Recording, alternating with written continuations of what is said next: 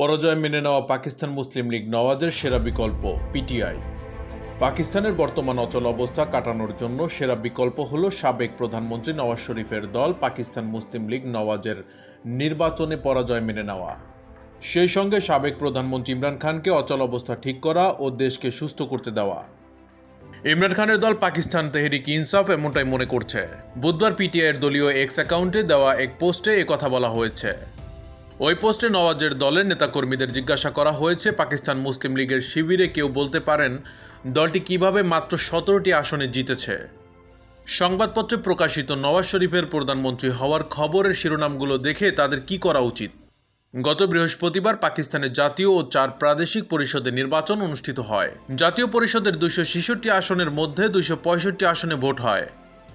এতে কোনো দল নিরঙ্কুশ সংখ্যাগরিষ্ঠতা পায়নি। জাতীয় পরিষদে ইমরান খান সমর্থিত স্বতন্ত্র প্রার্থীরা 92, নওয়াজ শরীফের পাকিস্তান মুসলিম লীগ 75 ও বিলাওয়াল ভুট্টো জারদারির পাকিস্তান পিপলস পার্টি 54 আসন পেয়েছে। বাকি আসন পেয়েছে অন্য দলগুলো। ভোটের ফলাফল প্রকাশের পর থেকে জোট সরকার গড়ার জন্য তোড়জোড় শুরু করে পাকিস্তান মুসলিম লীগ ও পাকিস্তান পিপলস পার্টি।